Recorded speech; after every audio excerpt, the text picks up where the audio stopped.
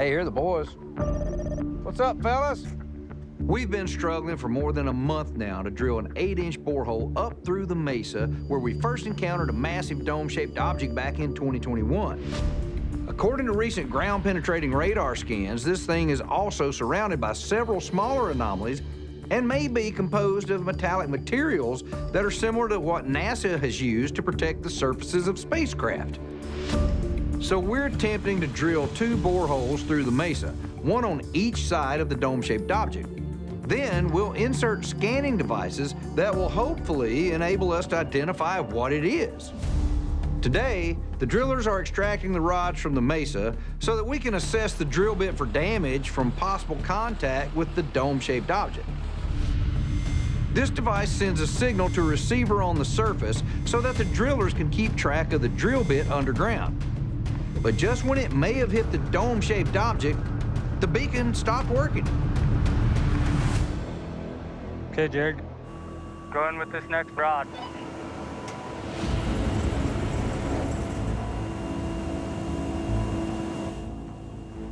Still got him, so that's a good sign. It's right here now. Yeah. He's absolutely broadcasting. We were holding our breath, hoping the beacon would stay connected so the team could complete this borehole all the way through the mesa and help us get some answers about the dome-shaped object. It's getting all wonky. And I lost him. Lost him? I got him back now. Well, that is something. Something's making their beacon jump around in frequency, and it shouldn't be doing that. And it is extremely erratic. Still got him? No, I lost him. So I really don't know where I'm at. Really? Yeah. Listen at him struggling. Yeah. He's trying to push that thing in right now. What the hell is in that mesa? Yeah. Hey guys, Go ahead, Tom. we have no idea where this drill head is up in this mesa, but we just sucked out the spoils pit. So they're bringing that spoils down to dump. All right. See if we get any metal hits and mark it out and then test for it. Yeah, dude.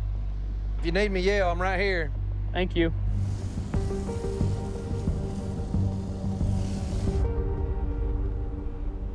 What the hell is that?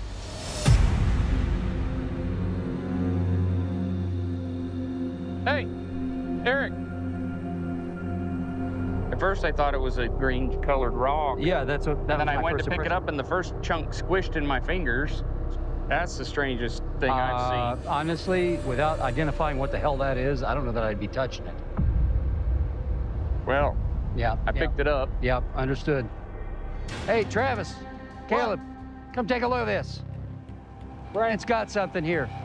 These things are not at all like anything else we're bringing out. So the question is, what have we hit here? It's gelatin. It's like, you don't want to pick it up. Like, look at it. It's like a, What? Are you kidding me? It's green jelly. it really is. Hey, Jared, does this look like stuff that comes from your equipment? Just, yeah, it's like a gelatiny. That doesn't look like anything like I've seen before out of any of our tanks. Really? That's bizarre. That is bizarre. All right, I say we bag this. Yep, where are the bags? I don't... Over here. And we'll keep looking for more. Jeez. That was the last thing in the world I'd be thinking about right now. Green jelly. What is this material? Is it mineralogical or is it potentially biological?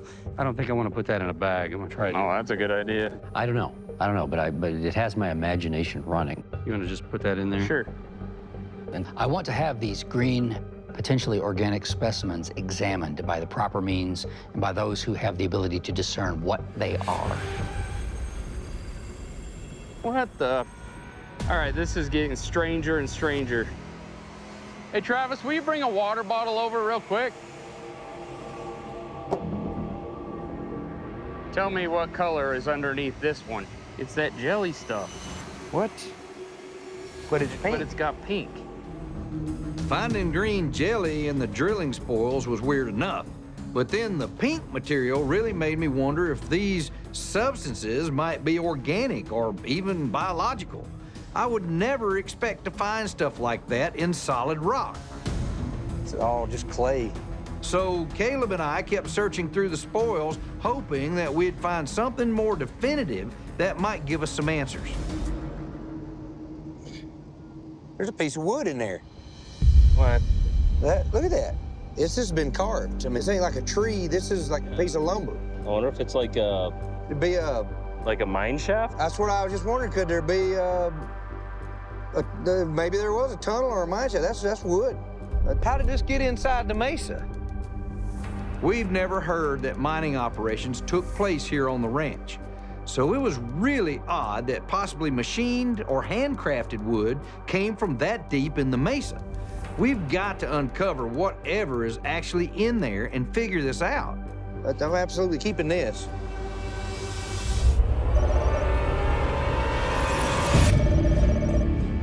Hey, guys. So you guys obviously recognize the samples we have here on the table. Yeah. We've reached out and connected with Dr. Power from the University of Utah to have an analysis prepared for us. And so I'm going to bring him up on video conference now. Okay. That'd be great. Hello, Dr. Power. Hello there. Thanks for jumping on with us today. We're really interested in your analysis of those samples that we've provided. So what did you think of the samples that we sent you? So the samples were kind of interesting to me. The first sample, I have it here in a small vial. This is the piece of wood that we pulled out of the spoils pile, correct? That's correct. We did a little bit of preliminary analysis on it, and then we started to play around with some lighting and some imaging. And as we zoom in, we start to see some structure. You can start to see these pore spaces showing up in what we think is a stem. And now if these are indeed pore spaces, there's only a few types of plants that can do that.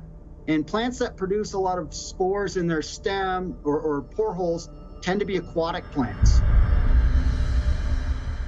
So our best guess for this particular sample is that it's likely a stem of an aquatic plant. And if I zoom in a bit more, you can see in these two pictures, you really start to pick out those pore holes. I was shocked when Dr. Power revealed that he believed this wasn't crafted wood, but part of an aquatic plant. But I was also confused by what it was doing that far inside the mesa. What is your guess of why something like that would be inside a mesa about 200 feet? Well, I was hoping you guys might have some idea about that. You all know better than I. As you were drilling through, it sounds like it was predominantly like a sandstone, very little organic matter. That's right.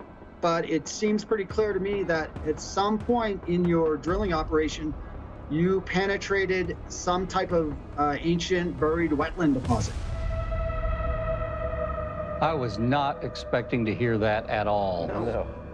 We are looking at biological specimens, prehistoric specimens of some kind of very porous plant material from an ancient era in a location that may fit the profile of a debris field inside the mesa.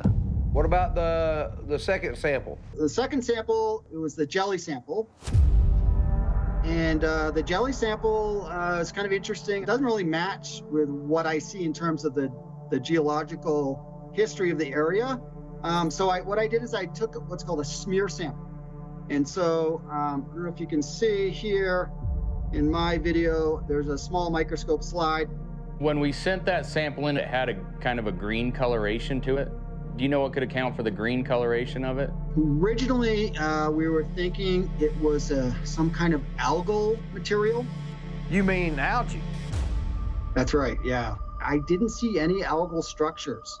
So it's not a biologically driven color as far as I can tell. So it's not chlorophyll. I don't think so. So I thought I'd dig in a little deeper into this smear slide. So we washed it down to see what kind of material was left. And so what you're seeing now is the organic slime or jelly sample has dissolved away.